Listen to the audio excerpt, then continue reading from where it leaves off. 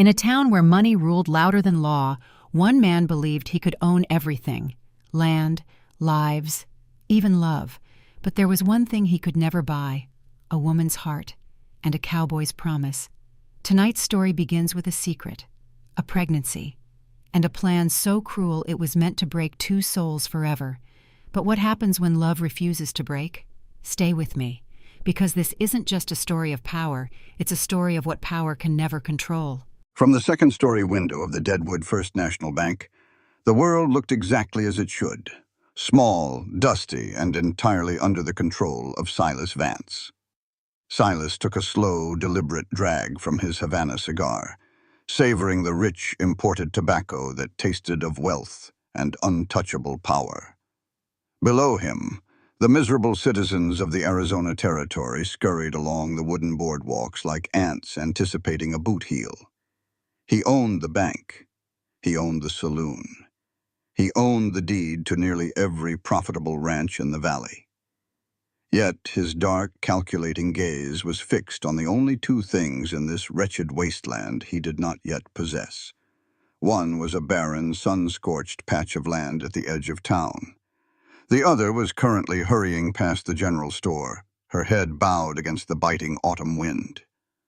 Clara Sterling. Even bundled in a faded wool shawl, she was a creature of agonizing elegance. She didn't belong in this brutal frontier, a delicate porcelain doll thrown into a pit of rattlesnakes. Silas had known it the day she stepped off the stagecoach from Boston 6 months ago, desperate and running from a family scandal. He had wanted her then, with a dark, consuming hunger. But Silas Vance was not a man who begged for affection. He was a man who engineered surrender. A cruel smirk played on his lips as he watched Clara pull the shawl tighter around her waist. A waist that, to the untrained eye, was still perfectly slender. But Silas knew her secret. Dr. Miller owed the bank $3,000, a gambling debt that Silas held over the old fool's head like a guillotine. A man with that kind of debt possessed no morals and certainly no patient confidentiality. 2 days ago, the sweating doctor had sat in this very office and traded Clara's ruination for a month's extension on his loan. Clara Sterling was 2 months pregnant, and the father was Wyatt Hayes. Just thinking the name made the premium bourbon in Silas's glass taste like ash. Wyatt Hayes was a quiet, brooding drifter of a cowboy, a man with dirt under his fingernails and a maddening refusal to bow. Hayes owned that miserable stretch of land Silas needed to secure the incoming railroad spur. Silas had offered to buy it, threatened to take it, and tried to bleed the boy dry. But Hayes had clung to his dirt with the stubbornness of a dying dog. Until now. Silas turned away from the window, walking over to his mahogany desk. He traced the rim of his crystal glass. The pieces on the chessboard were perfectly aligned. Clara was terrified. Silas had personally made sure of it. All it had taken was a few carefully planted whispers in the ear of Mrs. Gable, the boarding house matron. A raised eyebrow here, a feigned sigh of concern there. "Keep a close eye on the school teacher, Mrs. Gable. She looks compromised. We must protect the town's morals." By yesterday afternoon, the freezing stares and venomous gossip had begun. Clara was isolated, panicking, and backed into a corner. Tonight, Wyatt Hayes was returning from a month-long cattle drive. Clara, driven mad by fear and the judgment of the town, would undoubtedly confess her delicate condition to him. Silas chuckled, the sound deep and devoid of warmth. He knew men like Hayes. They were free-roaming beasts. Tell a dirt-poor lone cowboy that he is about to be shackled to a disgraced woman and a screaming infant, and watch how fast he saddles his horse and rides for the Mexican border. Hayes would run.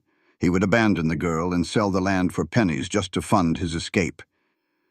And when Clara was left entirely alone, shattered, weeping in the dust, her reputation destroyed and her heart broken, Silas would descend from his office. He would play the benevolent savior. He would offer her the protection of his name, the shelter of his sprawling mansion, and the safety her unborn bastard so desperately needed. She would be so grateful, so utterly broken, that she would never dare to look at another man again. She would be his perfect caged bird. Outside, the sky began to bruise with the dark purples and bleeding reds of twilight. Silas crushed his cigar into a heavy brass ashtray, his pulse quickening with dark anticipation.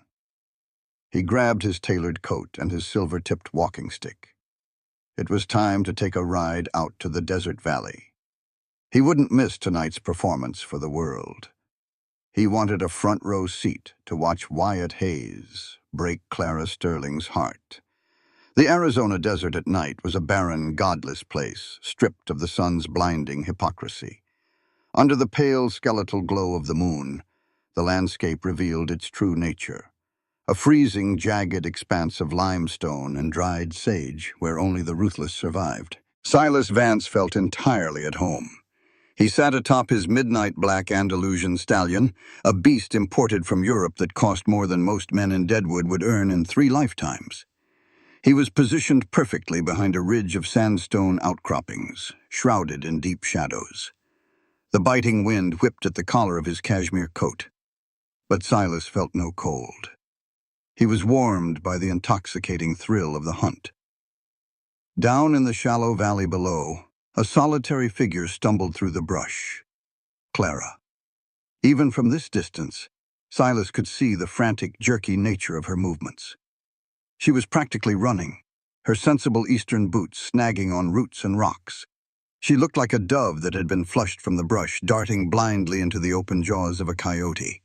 Silas smiled, a slow, predatory curving of his lips. "Run, my sweet bird. Run until your lungs burn." He had orchestrated this perfectly. He knew Wyatt Hayes was riding back into town tonight, taking this exact trail from the Box T cattle drive.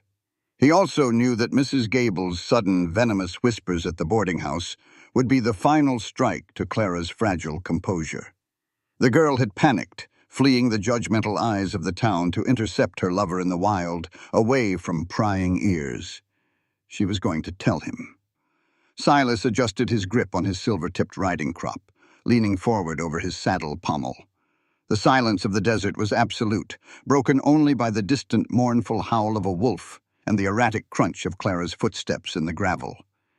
Then the rhythmic thud of approaching hooves echoed through the canyon. Silas's eyes narrowed. From the northern trail, a silhouette emerged against the starlit horizon. Wyatt Hayes. The cowboy rode a scarred, dusty roan gelding, slouched in the saddle with the bone-deep exhaustion of a man who had spent 4 weeks eating trail dust and sleeping on frozen ground. To Silas, Hayes was less than a man. He was a walking clump of Arizona dirt, an uneducated, penniless drifter whose only asset was a stubborn refusal to sell the 40 acres of wasteland Silas required for the railroad. Down in the valley, Clara froze. She stood in the center of the trail, a trembling shadow in the moonlight. Wyatt pulled back on his reins, bringing the roan to a halt a few yards away. Silas held his breath. The acoustic properties of the canyon acted like a natural amphitheater. The still, freezing air carried their voices up to the ridge with crystal clarity. "Clara?" Wyatt's voice was rough, laced with confusion and exhaustion.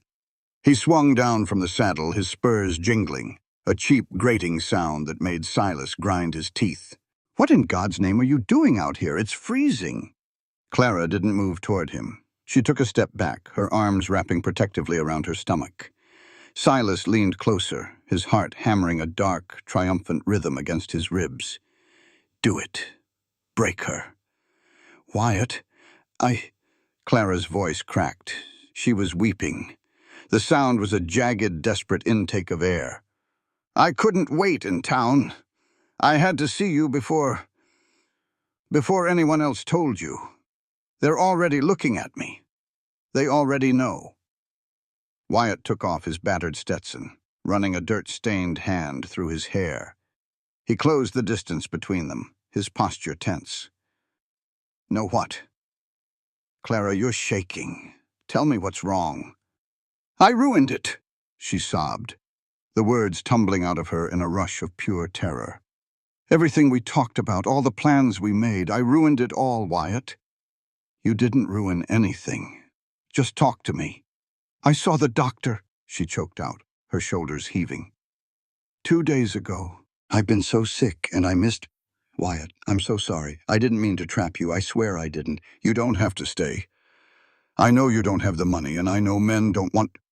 She was hyperventilating now, the sheer force of her panic echoing off the canyon walls. Silas gripped his riding crop so tightly his knuckles turned white. He could taste the victory.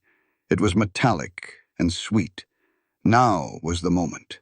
Now was when the cowboy would realize the noose closing around his neck, a disgraced woman, a bastard child, a lifetime of poverty and shame. Run, cowboy, Silas thought, his eyes wide with dark glee. Turn around, mount your pathetic horse and ride away. Leave her in the dust for me to collect. Clara finally forced the words past her trembling lips, her voice barely a whisper against the wind. I'm pregnant. Silence dropped over the valley like a lead weight. Wyatt stood perfectly still. For one agonizing second, Silas saw the cowboy staring at her, his face obscured by the shadows. Clara squeezed her eyes shut, turning her head away as if bracing for a physical blow. She was terrified to tell him she was pregnant. She expected the yelling, the anger, the immediate abandonment. But Wyatt didn't yell. He didn't turn away. Slowly, the cowboy let his hat drop into the dirt. He closed the remaining gap between them and reached out. Not with anger, but with a reverence that made Silas's stomach curdle. Wyatt cupped Clara's tear-streaked face in his rough, leather-calloused hands. And then, the cowboy just smiled. It wasn't a smile of resignation or bitter defeat. It was a blinding, genuine expression of pure, unadulterated joy that seemed to illuminate the dark canyon. I've been hoping you would, Wyatt said quietly. The words drifted up to the ridge. Silas froze. The blood in his veins turned to ice. What? You're not angry? Clara gasped, her eyes flying open, wide with disbelief. Angry? Wyatt let out a breath that sounded like a laugh, pulling her flush against his chest. He buried his face in her hair, holding her as if she were the only real thing in a world of ghosts. Clara, I've been riding for 30 days, eating dirt and freezing my bones, and the only thing that kept me sane was thinking about you, about building a real family with you on my land. But the town, she cried into his shoulder, her hands desperately gripping his canvas jacket. They're talking. My reputation is gone. We have nothing. Let them talk, Wyatt murmured fiercely, pulling back just enough to look her in the eyes. I don't give a damn about this town. I give a damn about you. And this baby. He moved one hand down, resting it gently against her flat stomach. This is everything I ever wanted. We're getting married, tomorrow. Tonight, if I can wake the preacher. Clara let out a sob that was no longer rooted in terror, but in a profound, overwhelming relief. She threw her arms around his neck, and Wyatt lifted her off the ground, spinning her once under the moonlight before burying his lips in hers. Up on the ridge, Silas Vance could not breathe. A ringing sensation pierced his ears. His vision blurred at the edges. The riding crop in his hand snapped with a sharp crack, the expensive wood splintering against the leather of his gloves. This was impossible. It defied every law of human nature Silas had ever known. Men were selfish creatures. They operated on greed, self-preservation, and pride. Love was a myth invented by poets to sell cheap books. It was a weakness, a transaction. Wyatt Hayes was a destitute nobody. He should have run. He should have shattered her. Instead, he had become her shield. Silas stared down at the lovers who were now clinging to each other in the cold desert night, wrapped in a cocoon of warmth that Silas could neither touch nor comprehend. A violent, suffocating jealousy clawed at his throat. It wasn't just that he wanted Clara's beauty. It was that they possessed something entirely out of his jurisdiction. He owned the land, the banks, the money, the town, but he could not own that. You think you've won, Silas hissed to the empty night, his voice a venomous rasp. He tossed the broken pieces of his riding crop into the dirt. He pulled hard on the stallion's reins, turning the beast back toward the lights of Deadwood. His initial plan, to play the savior to a broken woman, was dead in the sand. But Silas Vance never lost. If he couldn't buy her surrender, he would forge it in fire. He would squeeze them until their idyllic, pathetic little romance was crushed under the weight of starvation, debt, and societal ruin. Smile while you can, cowboy, Silas thought, spurring his horse into a brutal gallop. By the time winter arrives, you will curse the day you met her. Deadwood, Arizona, was a town that breathed only when Silas Vance allowed it to inhale. Sitting behind the vast expanse of his polished oak desk the following morning, Silas began to systematically dismantle the lives of Wyatt and Clara Hayes. He did not use bullets or fists. Such methods were for common thugs. Silas used ledgers, mortgages, and societal hypocrisy. They were far deadlier weapons. News of the midnight wedding had reached him before he even finished his morning coffee. Reverend Mitchell had married them in the dusty chapel at 2 in the morning. They thought they had outsmarted the scandal by legitimizing their union. Silas poured himself a measure of bourbon, admiring the amber liquid in the morning light. "Fools," he murmured. "A piece of paper doesn't erase a pregnant belly in a town run by Puritans." His first appointment of the day arrived at precisely 9 o'clock. Mrs. Thornton, the head of the Deadwood School Board and the wife of Silas's bank manager, stepped into his office. She was a sour, pinched woman whose moral outrage was always conveniently aligned with whoever held her husband's purse strings. "Mr. Vance," she greeted, taking a seat with a stiff rustle of her heavy skirts. "You sent for me?" "I did, Margaret," Silas said smoothly, leaning back in his leather chair. He offered a practiced, sympathetic sigh. "It concerns the school, specifically the disturbing developments regarding Miss Sterling. Forgive me, Mrs. Hayes." Mrs. Thornton's nose wrinkled in immediate disgust. "A disgrace. The whole town is whispering.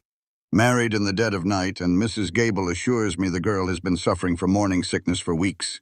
To think she was molding the minds of our children while engaging in such harlotry."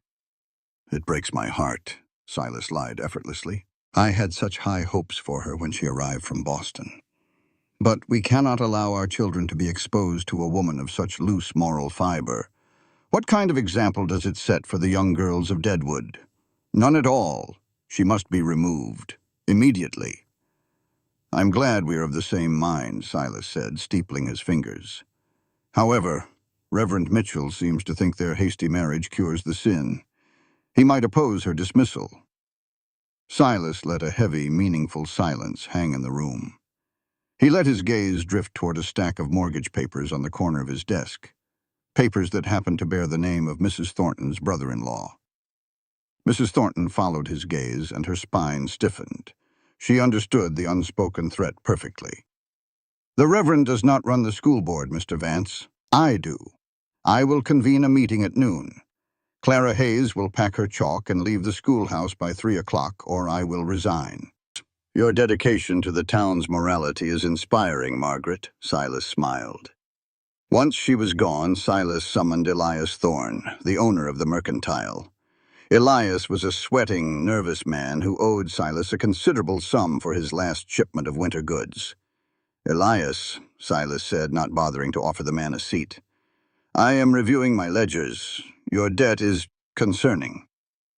Elias paled. "Mr. Vance, please.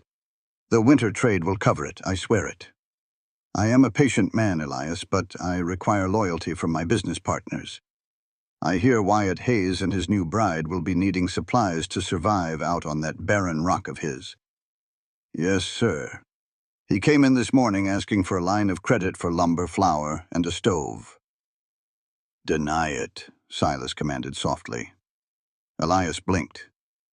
"Deny, sir? But it's almost winter. If I don't give them credit, they can't buy food. They'll freeze out there." Silas stood up, his towering frame casting a long shadow over the trembling shopkeeper. He walked around the desk, his boots silent on the Persian rug. He stopped inches from Elias's face. "Let me be entirely clear. If you sell Wyatt Hayes so much as a single nail or a single grain of wheat, on credit or for cash, I will call in your loans by Friday. I will seize your store and your wife and children will be sleeping in the street by Sunday. Do we understand each other? Elias swallowed hard, terror shining in his eyes. Yes, Mr. Vance. No supplies for the Hayes family. Understood. Excellent. See yourself out. By 2 o'clock, Silas played his final card. He rode out to the Box T Ranch. The foreman, a grizzled old veteran named Briggs, was overseeing the branding of the new calves. Silas did not waste time with pleasantries. He owned 60% of the cattle on this land. "Fire Wyatt Hayes," Silas ordered, sitting tall on his Andalusian. Briggs frowned, spitting a stream of tobacco juice into the dust. "Hayes is my best hand, Vance. He just drove 200 head from Texas without losing a single calf. Why the hell would I fire him? Because if you don't, I pull my cattle from the Box T tomorrow. I will drive you into bankruptcy before the first snow falls." Briggs gripped the wooden fence, his knuckles white. He looked up at Silas with pure hatred. "This is about that school teacher, ain't it? You're a sick bastard, Vance, destroying a man's livelihood just because he married a girl you were looking at." "My reasons are my own," Silas said coldly. "Does Hayes have a job, Briggs?" The old foreman looked toward the bunkhouse, his face lined with bitter defeat. "No, he's fired." By 4 o'clock that afternoon, Silas stood on the wrought iron balcony of his office, nursing a glass of bourbon. The sun was beginning its descent, casting long, skeletal shadows across the main street of Deadwood. He watched the scene unfold below with the detached satisfaction of a god observing mortals in a maze. Wyatt's battered wagon was parked in front of the boarding house. Clara emerged carrying a single pathetic trunk holding all her worldly possessions. She looked pale, her shoulders slumped beneath the weight of the day's humiliations. She had been publicly fired, escorted out of the schoolhouse like a criminal. When she tried to buy a bag of flour with her last few coins, Elias had turned her away in front of a store full of sneering women. Wyatt met her at the wagon. He looked equally battered. He had no job, no money, and no allies. Silas watched as Wyatt took the trunk from Clara's hands, hoisting it easily into the back of the wagon. Then the cowboy turned to his new bride. Silas waited for the argument. He waited for the stress to fracture them. He expected Wyatt to throw his hands up to blame her for the loss of his job and his standing. Instead, Wyatt gently brushed a stray lock of hair behind Clara's ear. He said something Silas couldn't hear, but the effect was immediate. Clara's posture straightened. She looked up at her husband, and a small, determined smile broke through her tears. Wyatt lifted her by the waist, setting her gently onto the hard wooden bench of the wagon, before climbing up beside her. He cracked the reins. The sickly roan horse leaned into the harness, pulling the wagon down the dusty street, heading out toward the wasteland at the edge of the valley. Silas gripped the iron railing of the balcony, his jaw tight. They were holding hands. Even now, stripped of everything, they sat shoulder to shoulder, a united front against the world. "Go ahead and hold her hand," Silas sneered to the empty air, tossing the remaining bourbon over the balcony. "Let's see if love can build a roof. Let's see if romance can boil water when the snow is 3 feet deep." He turned back into his lavish office, the warmth of the fireplace washing over him.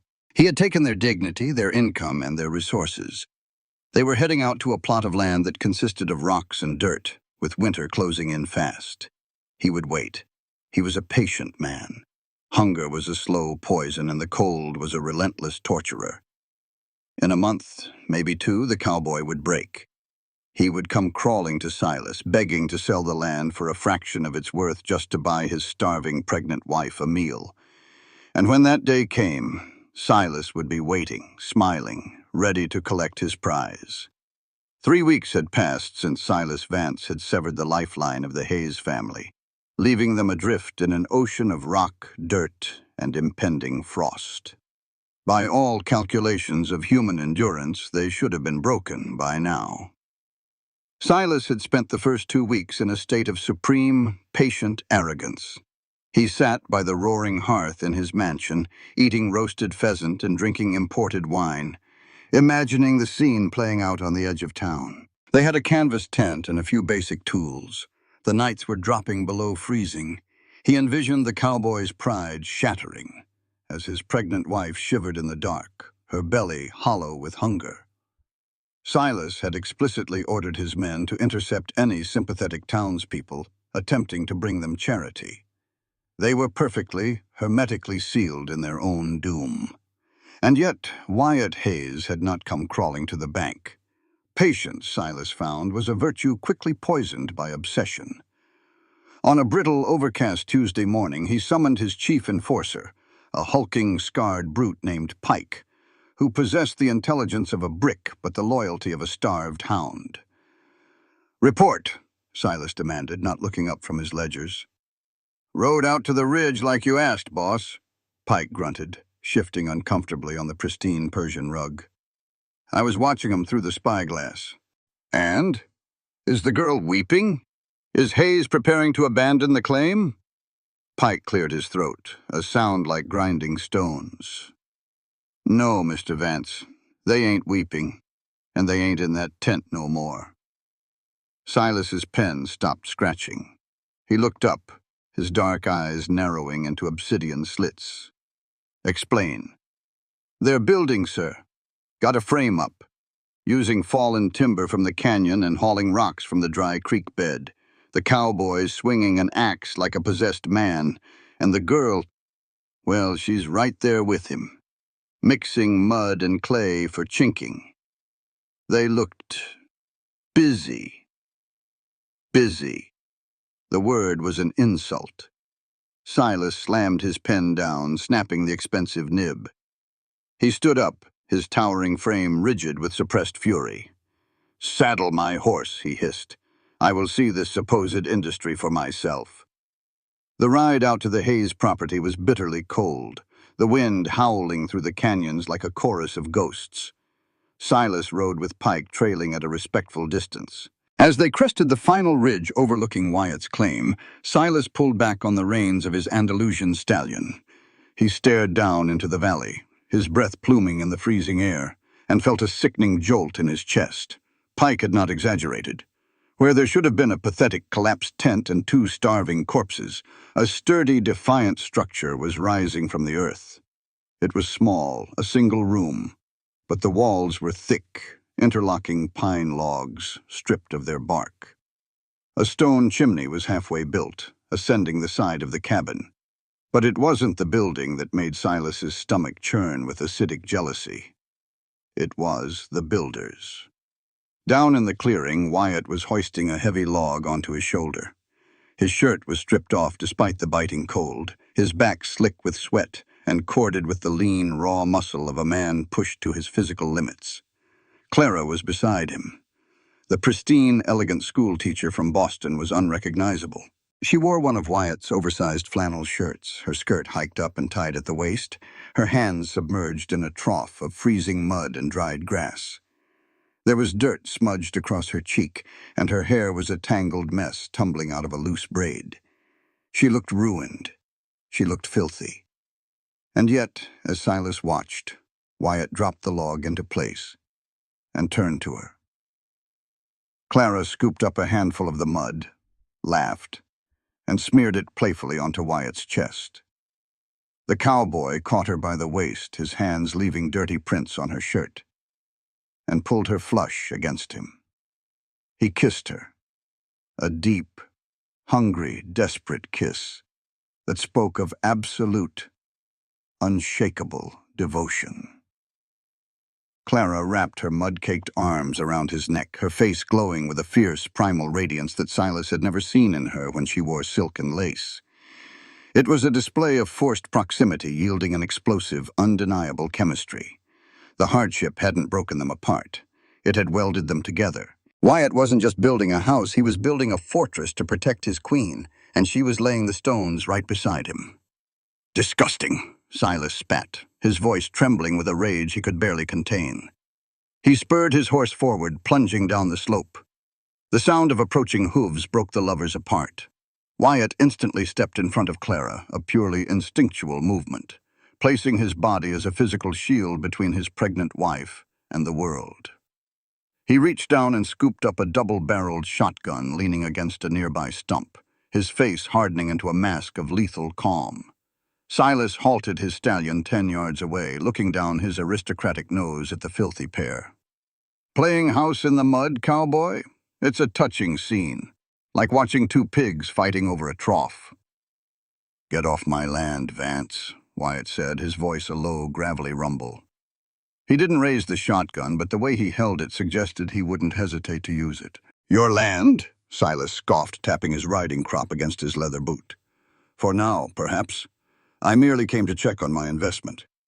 I see you're building a hovel to freeze to death in. How remarkably industrious." He shifted his gaze to Clara, feigning a look of profound pity. "My dear Miss Sterling. Or should I say, Mrs. Hayes. Look at you, covered in filth, starving, married to a destitute drifter. Does your father weep from his grave, I wonder?" Clara flinched at the mention of her father, her chin trembling slightly. "Do not speak of my father. You know nothing of my family." "Oh, but I do, Clara. I know everything." Silas dismounted smoothly, ignoring the way Wyatt's grip tightened on the shotgun. He wanted to look her in the eyes for this. He needed to see her break. He walked closer, stopping just outside the blast radius of the cowboy's weapon. "Did you really think it was bad luck that destroyed Arthur Sterling's shipping empire?" Silas asked, his voice dripping with venomous silk. "Did you think it was just the market turning against him that drove him to put a revolver in his mouth in his beautiful Boston study?"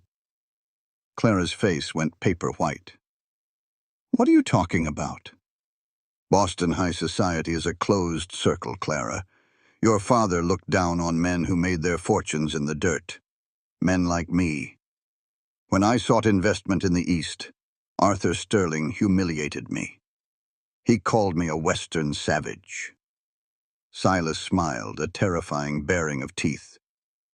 "So when I made my millions in silver and rail, I didn't forget. I bought up his debts. I manipulated his suppliers. I squeezed his creditors until they called in every cent. I engineered his ruin, Clara. I drove the bullet into his brain just as surely as if I had pulled the trigger myself." Wyatt stepped forward, the shotgun leveling at Silas's chest. "Shut your mouth, Vance, or I'll blow a hole clean through you." But Silas kept his eyes locked on Clara, drinking in her shock. "I knew you would be left with nothing.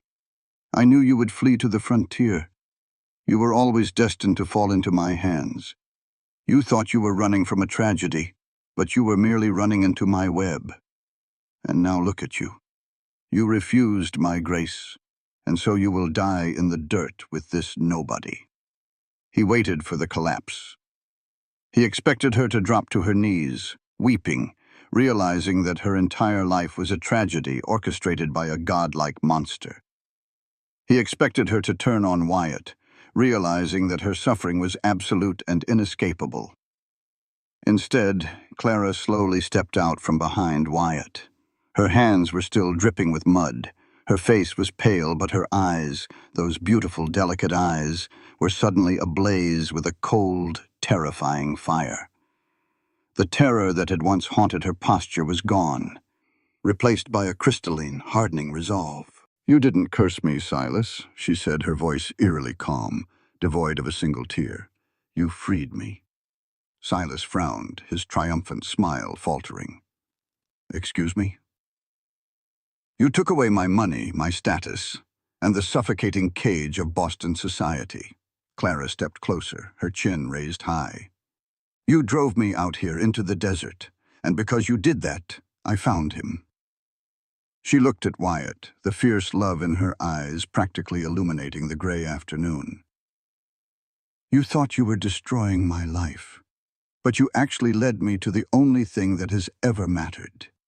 You gave me Wyatt, and you gave me my child."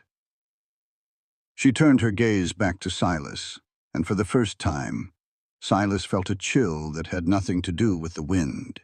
She wasn't looking at him with fear. She was looking at him with pity. "You are a pathetic, empty man, Silas Vance," Clara said softly. "You have all the money in the world, and you are standing in the mud, begging for our attention. We are not afraid of you anymore. Go back to your mansion. You have no power here." Wyatt racked the shotgun, the metallic clack-clack ringing like a church bell. "You heard my wife. Get off our land. If you ever come within a mile of her again, I won't warn you. I'll just bury you." Silas stood frozen, his mind reeling. The psychological warfare had completely backfired. He had intended to crush her spirit. Instead, he had forged it into steel. By giving her a villain to blame, he had absolved her of her own guilt and shame. He had made them bulletproof.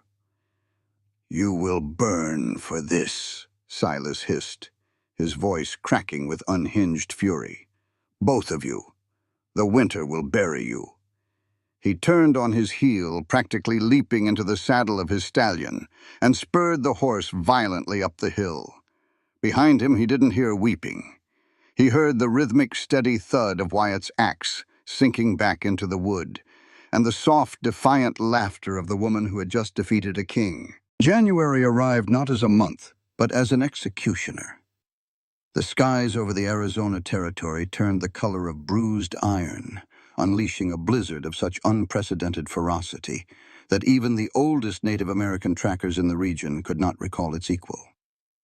The wind screamed through the canyons, driving walls of blinding white snow that buried livestock, collapsed weak roofs, and froze men solid in their boots if they dared to step outside.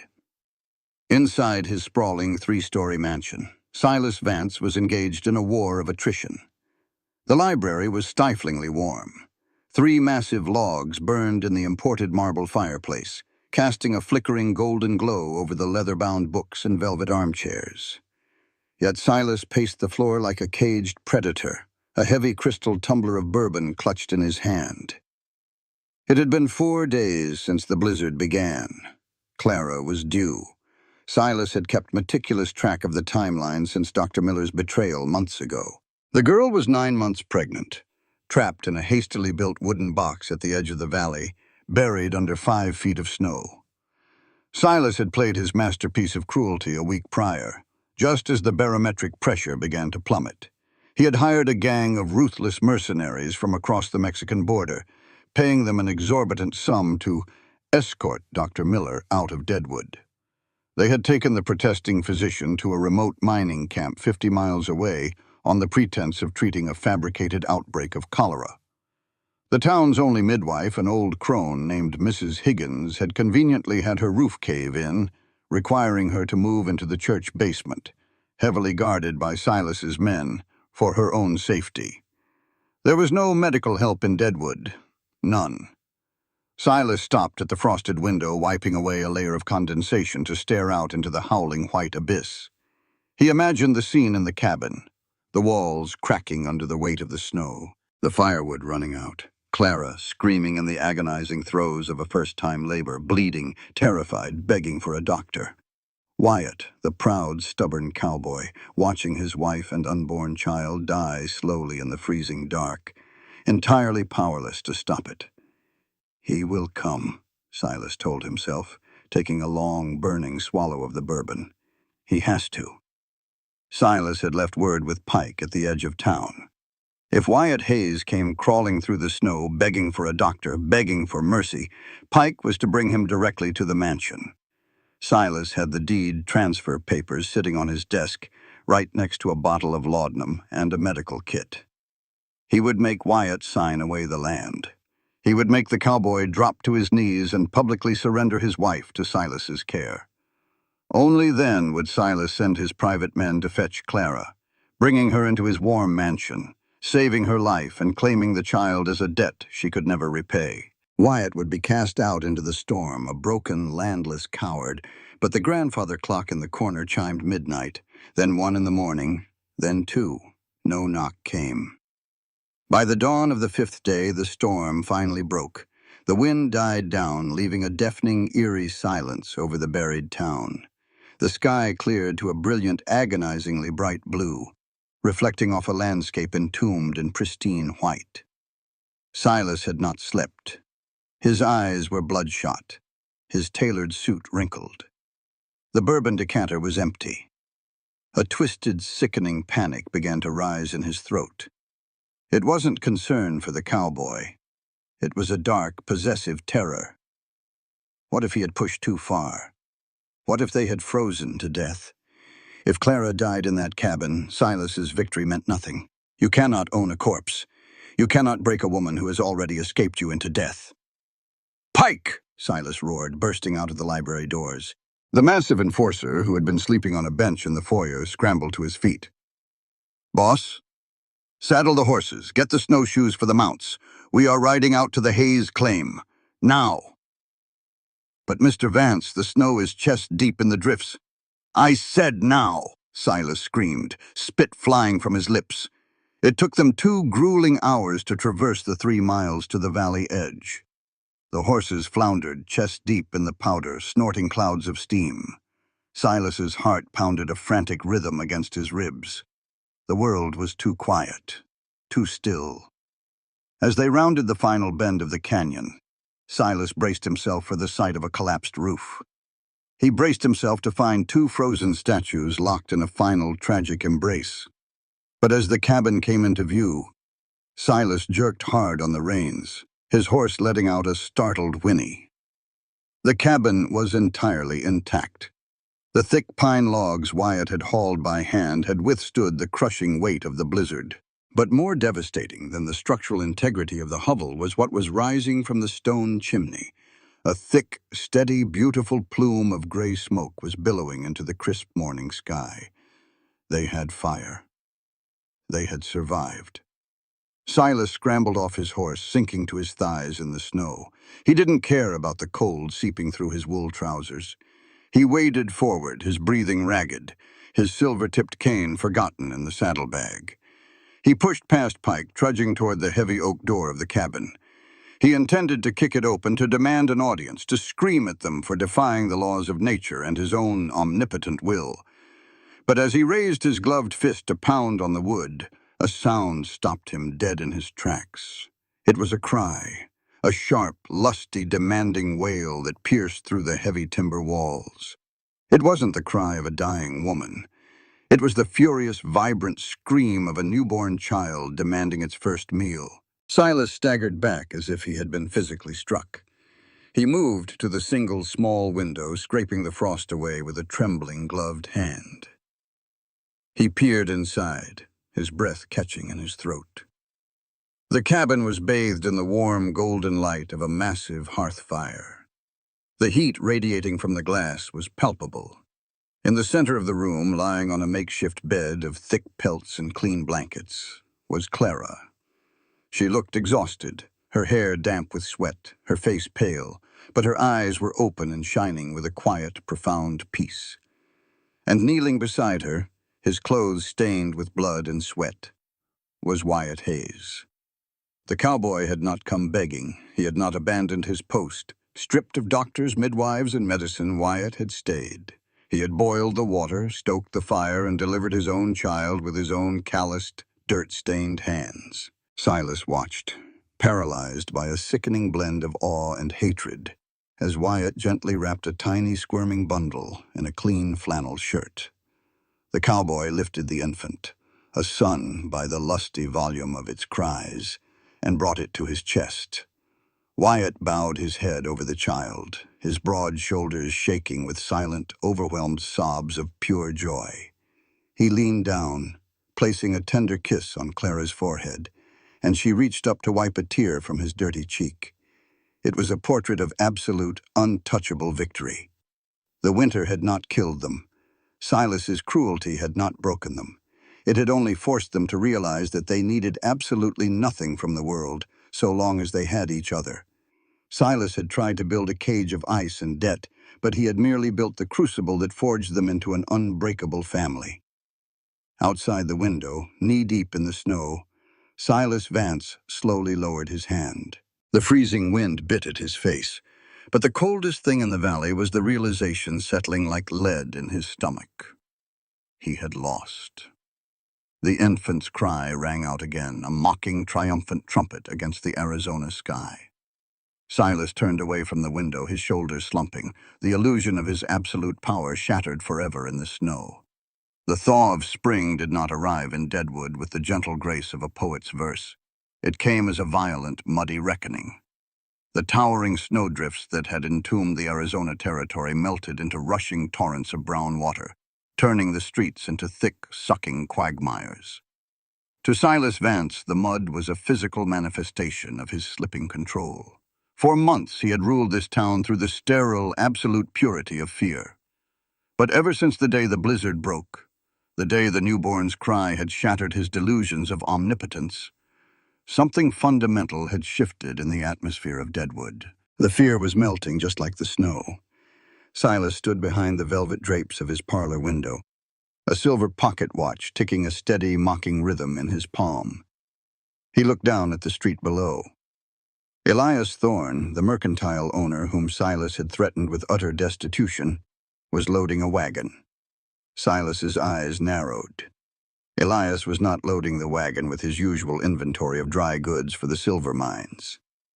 He was loading a heavy cast-iron stove, 3 sacks of milled flour, and a dozen thick wool blankets. Silas tapped his cane against the hardwood floor.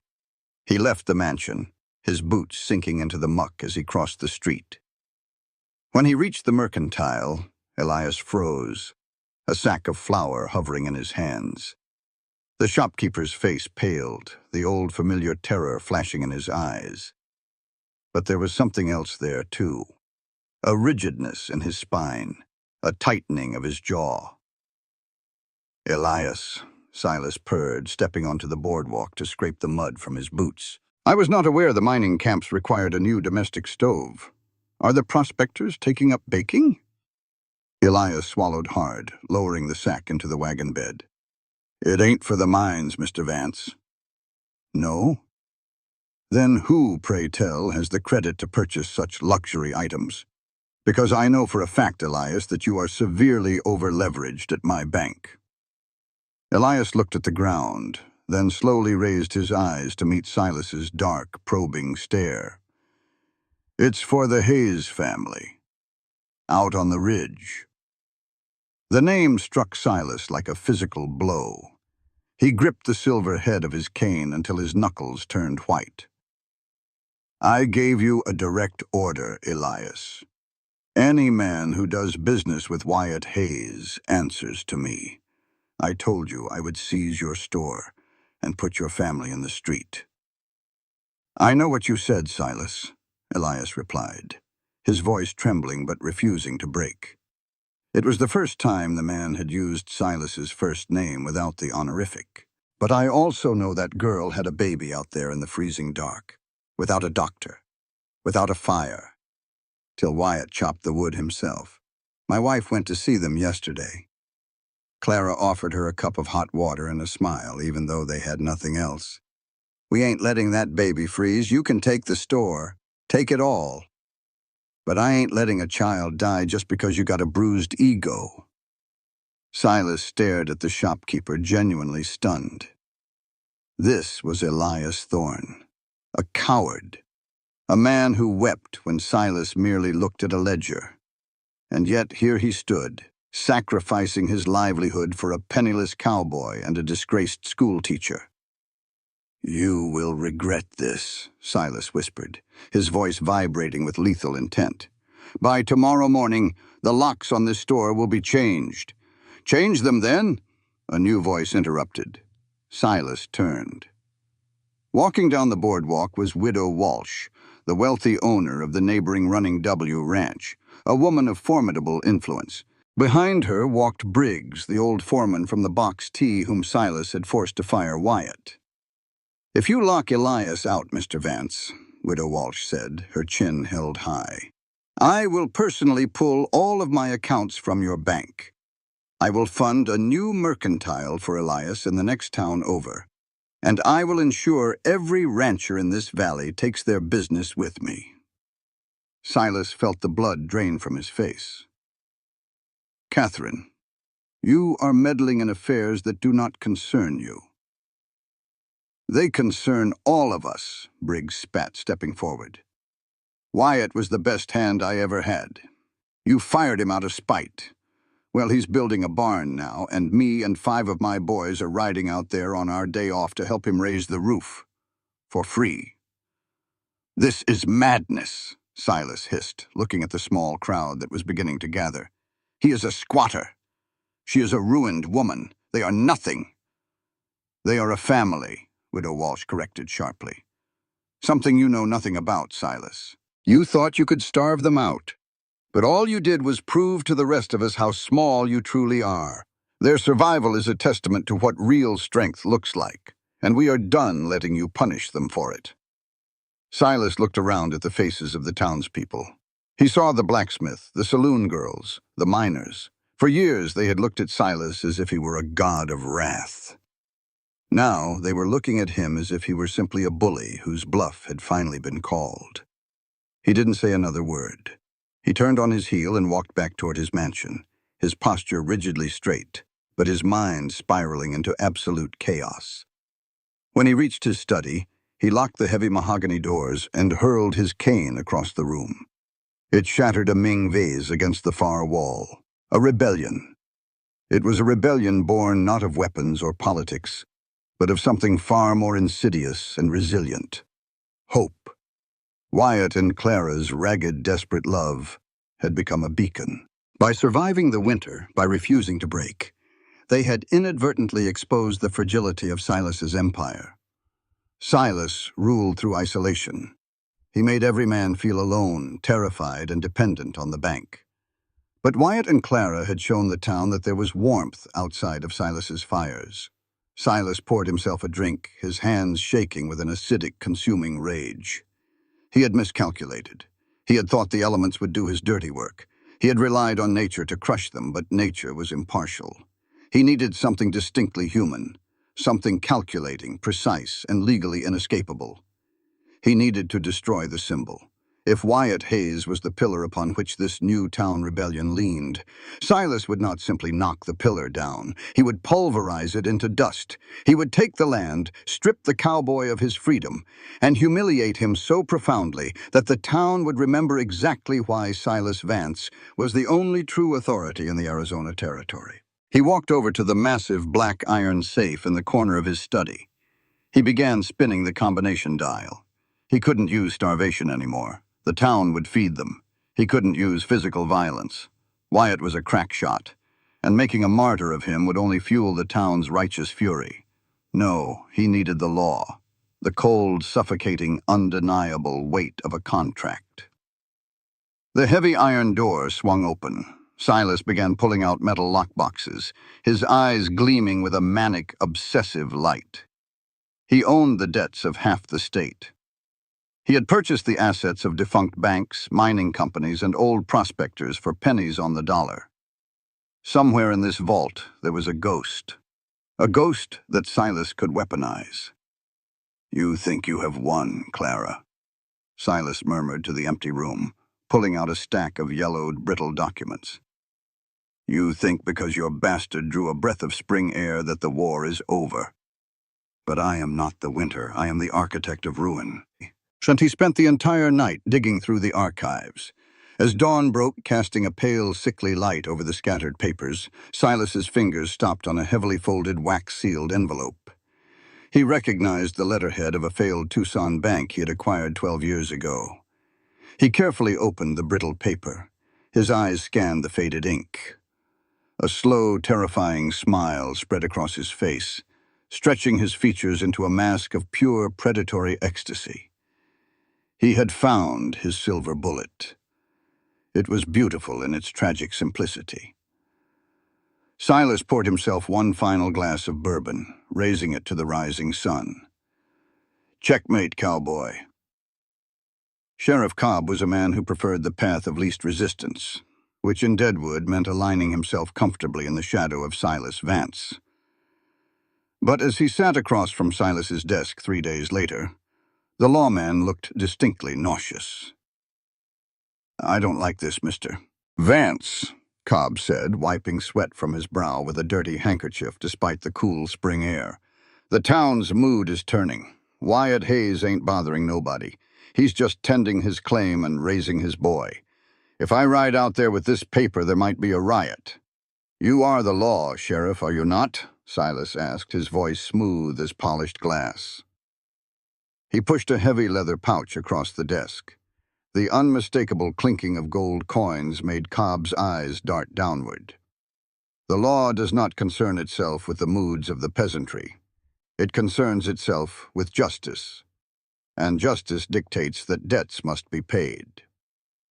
Cobb picked up the document Silas had placed in front of him, his lips moving silently as he read the faded handwriting. "This note is 22 years old, Silas. It's signed by Thomas Hayes, Wyatt's daddy." "Indeed. Thomas Hayes was a drunken fool who thought he could strike it rich in silver," Silas explained, leaning back and steepling his fingers. "He borrowed $500 from the Tucson First National Bank in 1861. He put his name and his future assets down as collateral. He died destitute in an alley before he paid a single cent. But Wyatt was just a child when his daddy died. He probably don't even know this paper exists. Ignorance of a debt does not erase it, Sheriff. When I acquired the Tucson Bank's holdings, I acquired Thomas Hayes's debt. And as you can see by the addendum, the interest is compounded at a rate of 10% annually, with penalties for non-payment." Cobb's eyes widened as he looked at the final tally at the bottom of the page. $5,420. My God, Silas, there ain't a cowboy in the whole territory who could scrape together $5,000 in a lifetime. "Which is precisely why the terms of the contract are so vital," Silas smiled. "In the event of default, all property, land claims, and assets of the debtor's estate are forfeit to the lien holder. Furthermore, the debtor is subject to immediate incarceration in the territorial penitentiary for fraud until the sum is recovered." Cobb swallowed hard. "You're going to take his land, kick out his wife and baby, and throw Wyatt in a cage? Over a debt his dead father made before Wyatt could even read?" "I am merely executing my legal rights. Take your deputies, Cobb. We ride out at noon. And do try to look authoritative. We wouldn't want the town thinking their sheriff has gone soft."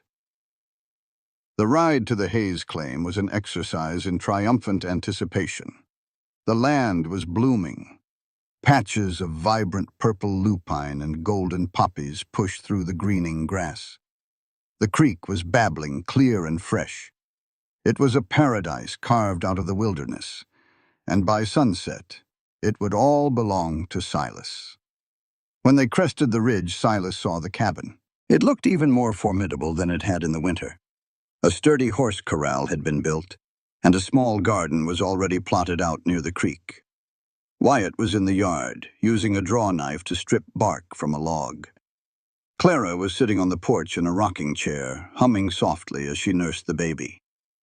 It was a portrait of idyllic, sickening domesticity. As the posse of 5 armed deputies and Silas rode into the clearing, Wyatt stopped working. He didn't panic. He slowly wiped his hands on a rag, picked up his Winchester rifle from a nearby stump, and stepped squarely between his family and the approaching riders. Clara stood up, clutching the baby to her chest, her face pale, but her jaw set in defiance. "Sheriff Cobb," Wyatt said, his voice carrying the calm, dangerous resonance of a man defending his home. "To what do I owe the pleasure of an armed escort on my property?" Silas spurred his horse to the front, looking down at Wyatt with a smile that felt like a knife blade. "It is no longer your property, Mr. Hayes. We are here to serve an eviction." Wyatt's grip on the rifle tightened. "I filed the homestead claim legally in Prescott. This land is mine. You have no jurisdiction here, Vance."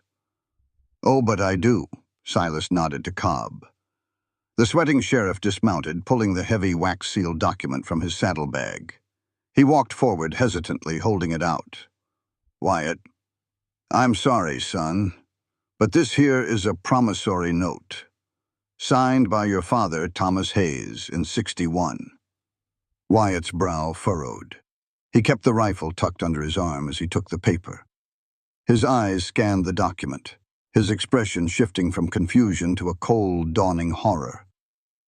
My father died when I was 6, Wyatt said, his voice tight. He left me nothing but an empty whiskey bottle. I don't owe his debts. The Territorial Supreme Court disagrees, Silas said, relishing every syllable. Inheritance of estate implies inheritance of obligation. The principal, plus 22 years of compound interest and penalties, comes to exactly $5,420, payable immediately to the current lien holder, which is me. Clara stepped off the porch, her eyes wide with shock. $5,000? That's impossible. No one has that kind of money. Silas, this is extortion. You forged this. It is a legally authenticated document, my dear Clara, Silas sneered. Verified by the county clerk just this morning. Your husband owes me a fortune. And since I know for a fact he does not have $5,000 hiding under his mattress, the terms of the default go into effect. Silas leaned forward over his saddle horn, his eyes locking onto Wyatt's. You have exactly 3 days, Hayes. 72 hours. If you do not deliver the gold to my bank by sunset on Friday, the sheriff here will arrest you for fraudulent squatting and debtor's evasion. You will be sent to the Yuma Territorial Prison. This land, this cabin, and everything on it will be seized as my property. He paused, letting his gaze drift to Clara and the infant in her arms. And your lovely wife and bastard child will be thrown off my land as trespassers. The silence in the clearing was deafening. The only sound was the gentle cooing of the baby, entirely unaware of the sword that had just fallen on his parents' necks. Wyatt looked at the paper, his jaw clenching so hard Silas thought the man's teeth might shatter. The cowboy was trapped. There was no amount of hard work, no amount of mudslinging or roof-raising that could generate $5,000 in 3 days. Silas had finally found the one thing Wyatt could not punch, shoot, or outlast. He had suffocated them with the invisible, unbreakable chain of paper and ink. 3 days, Silas repeated softly, turning his horse around. I suggest you start packing, Clara. I hear the boarding house might have a spare cot in the cellar for destitute mothers. Silas rode away, the sheriff and deputies trailing behind him.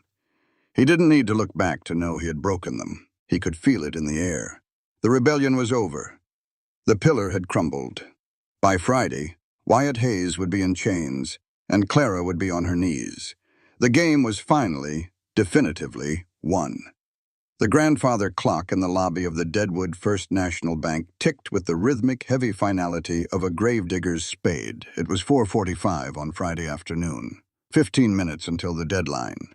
Silas Vance sat behind his massive mahogany desk, which he had deliberately moved out of his private office, and onto the raised dais of the main bank floor. He wanted an audience for this execution, and the town had obliged. The lobby was packed shoulder to shoulder with miners, ranchers, and shopkeepers, all standing in a thick, suffocating silence. Sheriff Cobb stood nervously by the teller cages, holding a pair of heavy iron shackles that clinked softly with his trembling hands. Silas smoothed the lapels of his immaculate silk vest, a smile of pure, venomous satisfaction playing on his lips. He had won. The rebellion was dead in the water. For 3 days, not a single soul had ridden out to the Hayes claim.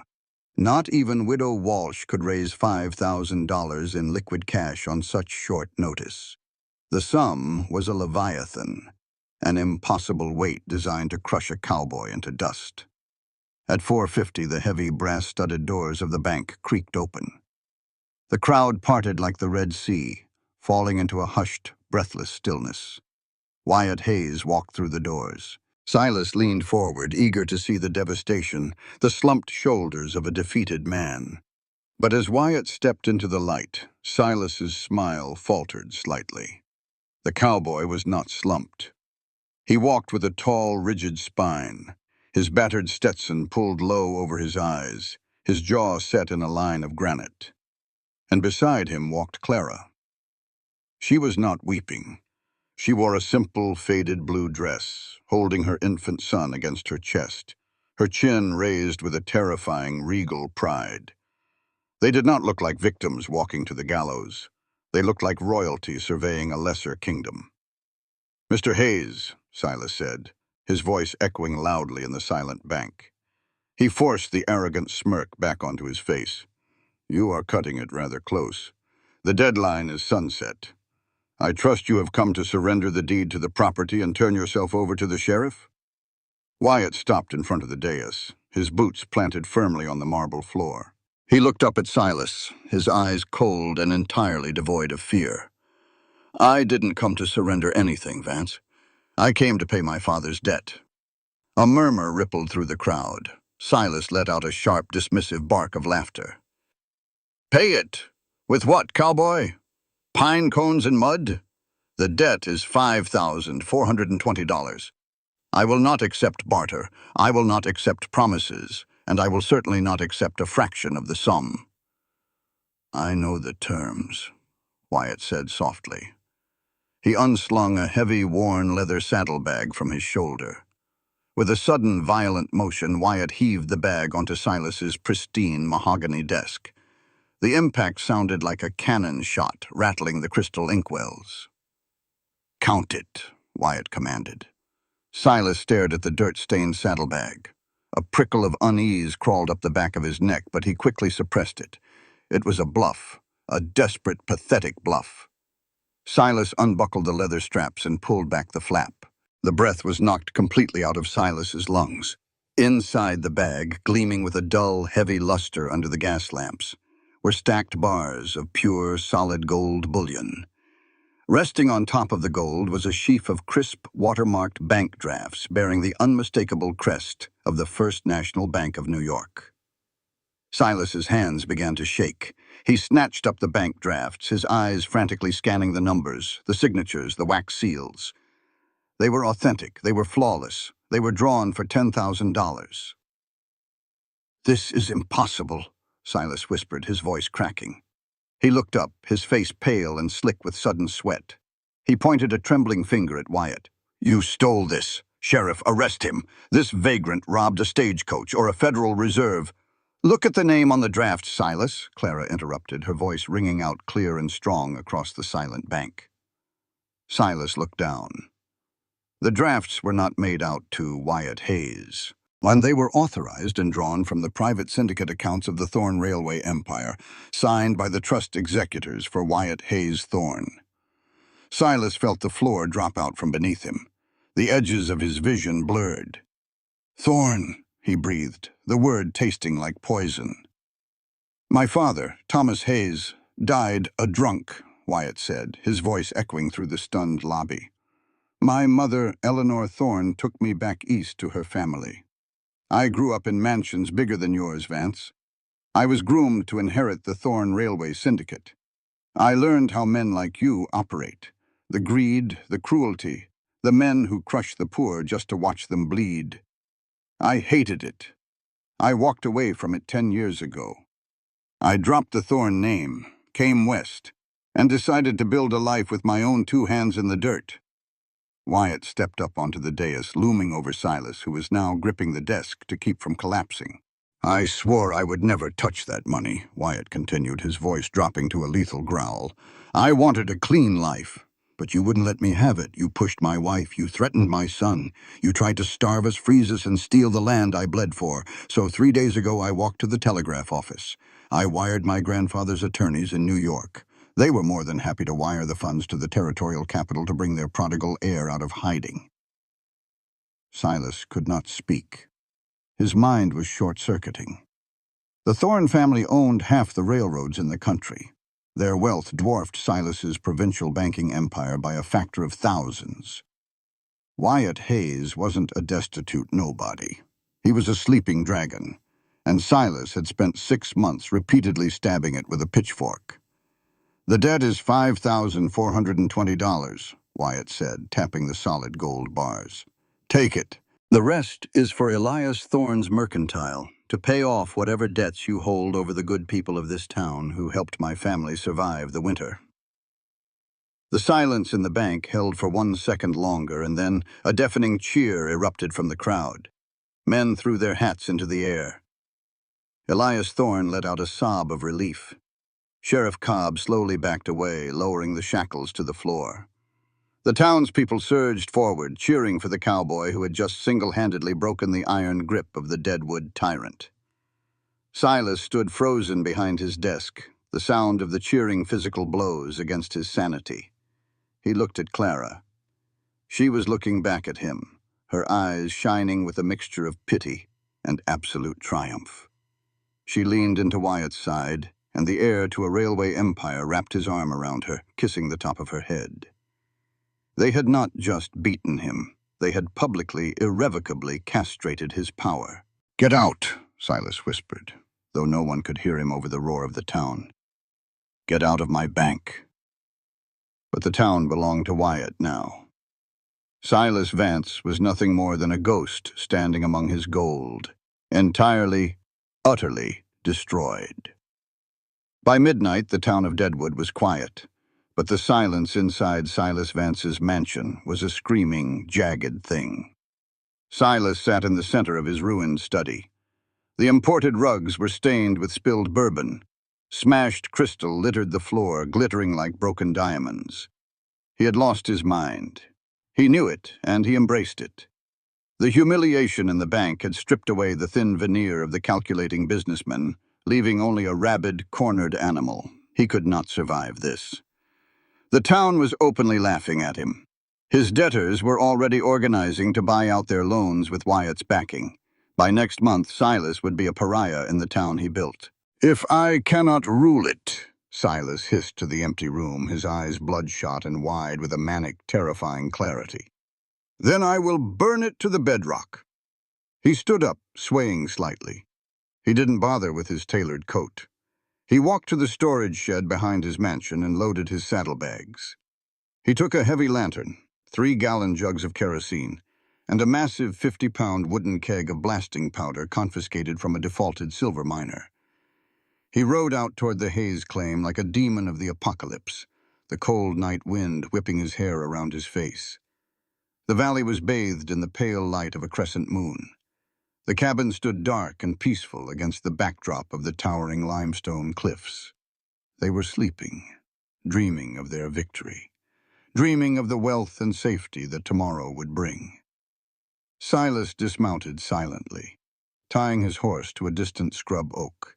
He hauled the heavy keg of black powder on his shoulder, his breathing ragged. He didn't just want to burn the cabin. Wyatt could rebuild a cabin with Thorne money. Silas wanted to erase them from the earth. He lugged the keg up the steep, rocky incline directly behind the cabin, wedging it deep into a fault line beneath a massive overhang of unstable limestone. When the powder blew, the entire cliff face would collapse, crushing the cabin and everyone inside under 1,000 tons of rock. He jammed a long, wax-coated fuse into the keg, unspooling it as he slid back down the rocky slope to the rear of the cabin. His hands shaking with manic glee, Silas uncorked the kerosene. He splashed it generously over the dry pine logs of the cabin's back wall, soaking the window shutters and the door frame. The pungent chemical smell of the fuel was the perfume of his revenge.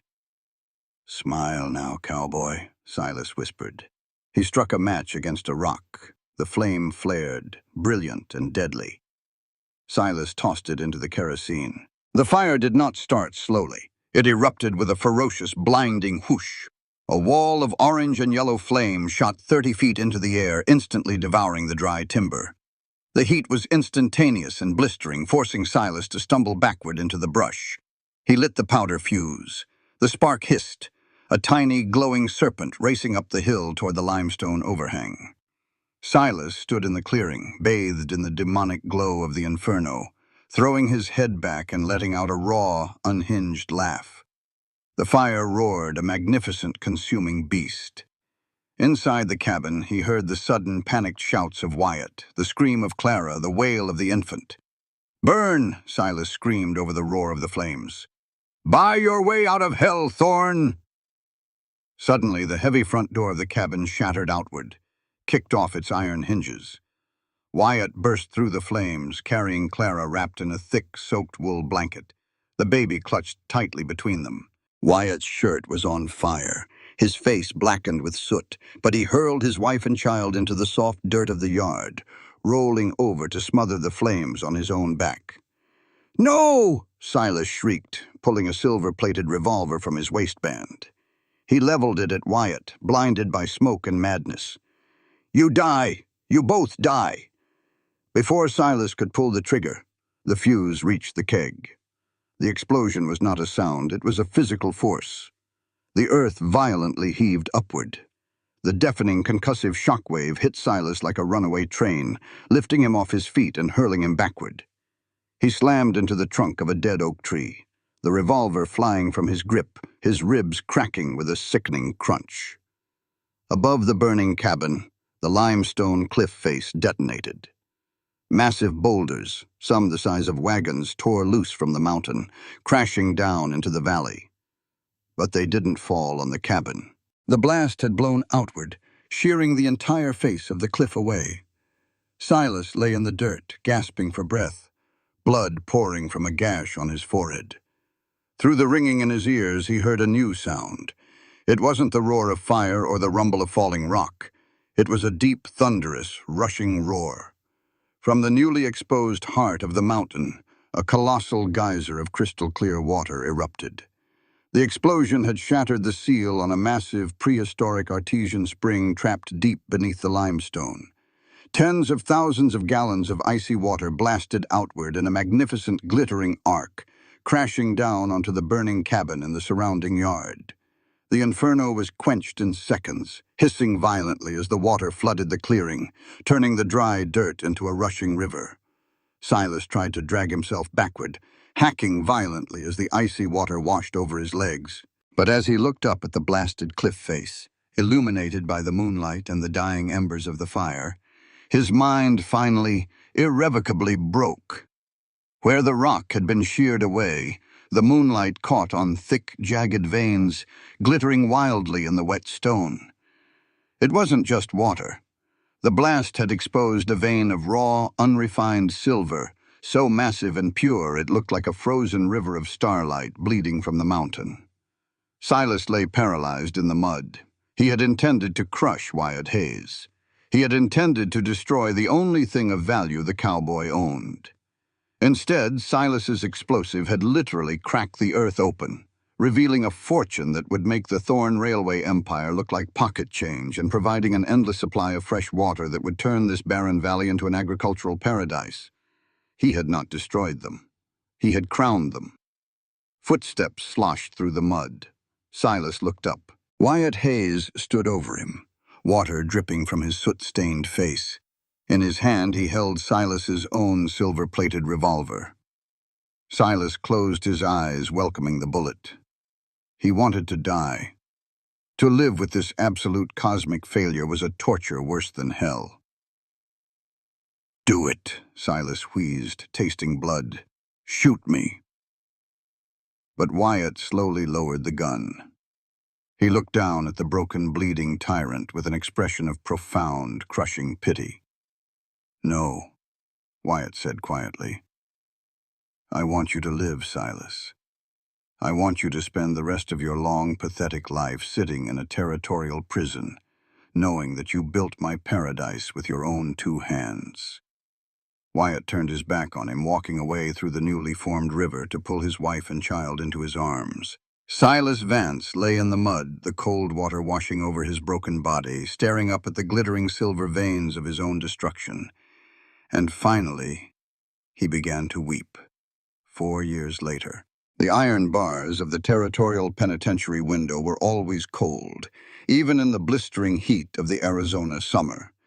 Silas Vance knew exactly how cold they were because he spent 12 hours a day pressing his ruined face against them. He gripped the rusted iron with hands that now resembled twisted claws. His right leg, shattered by a falling boulder on that fateful night, throbbed with a dull, ceaseless agony. He walked with a heavy limp, relying on a crude wooden cane carved by a fellow inmate, a far cry from the silver-tipped walking stick that had once commanded the fear of an entire town.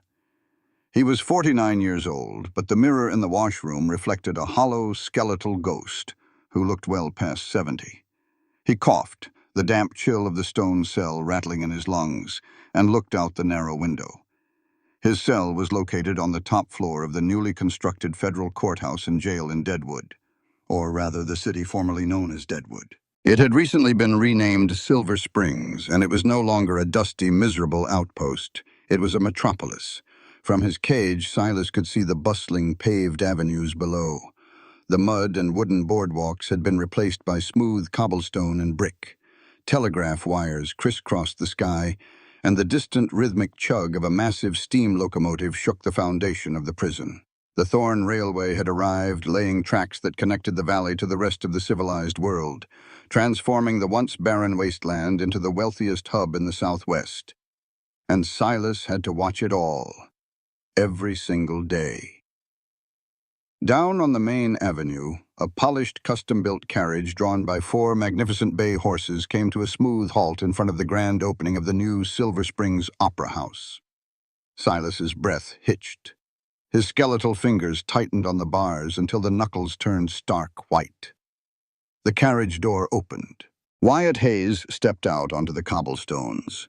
The cowboy was 28 when Silas had tried to ruin him. At 32, he looked like a king who had conquered the earth. He wore a tailored, charcoal-gray suit that cost more than Silas's entire former wardrobe, yet he wore it with the same effortless, rugged ease he had once worn a dusty canvas jacket. He still carried himself like a man who knew how to swing an axe. But the raw, desperate edge of survival had been replaced by an aura of absolute, unshakable power. He was the owner of the largest silver mine in the territory, and the regional director of the Thorn Railway. Wyatt turned back to the carriage, offering his hand. Silas felt a bitter, acidic bile rise in his throat as Clara emerged into the sunlight.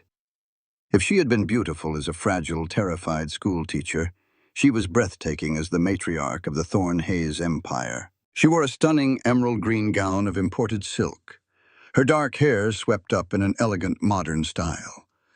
She was glowing, radiating a warmth and vitality that seemed to defy the harsh Arizona sun.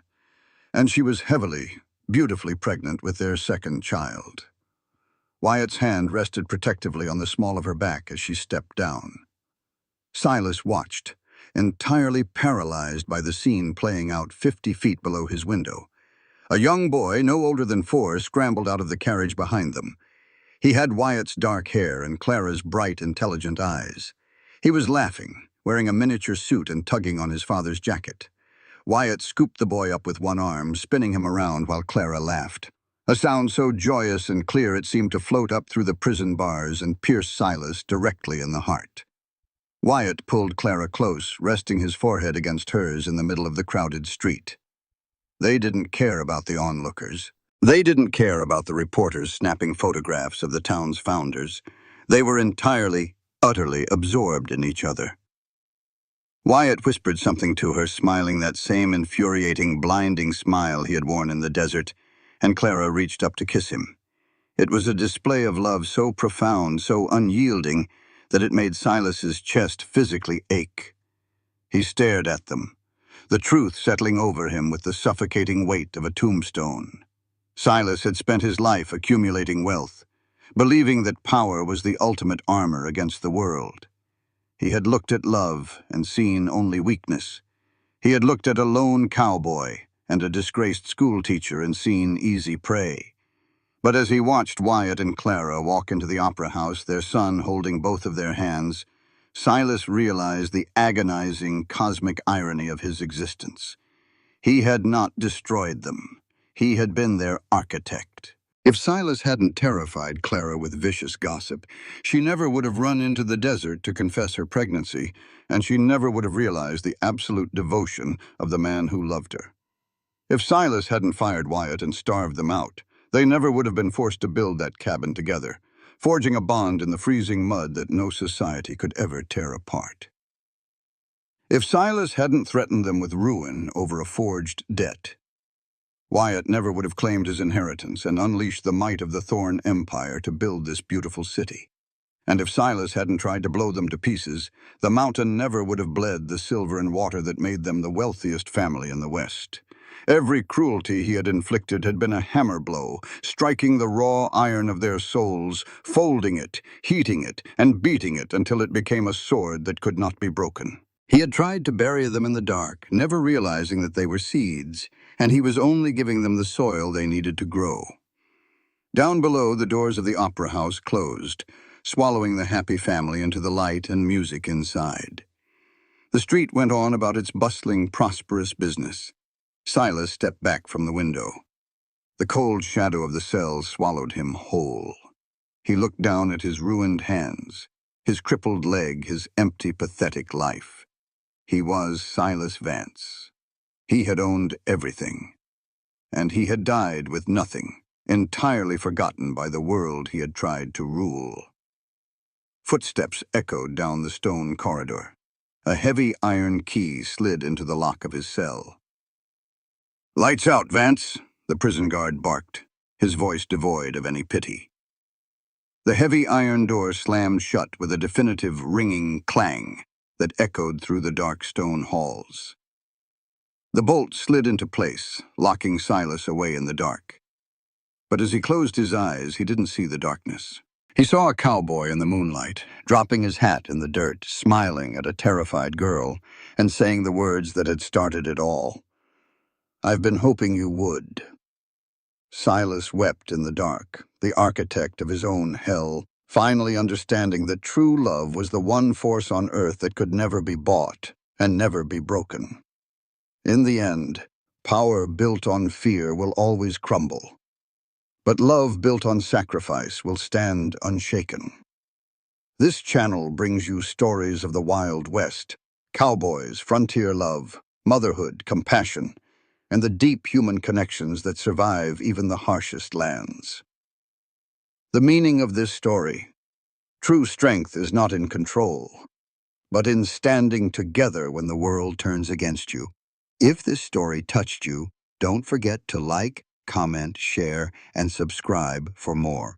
The story you're about to read is entirely fictional. While it may draw inspiration from universal human experiences, it does not depict real people or actual events. Any perceived parallels are coincidental and should not be interpreted as deliberate representations.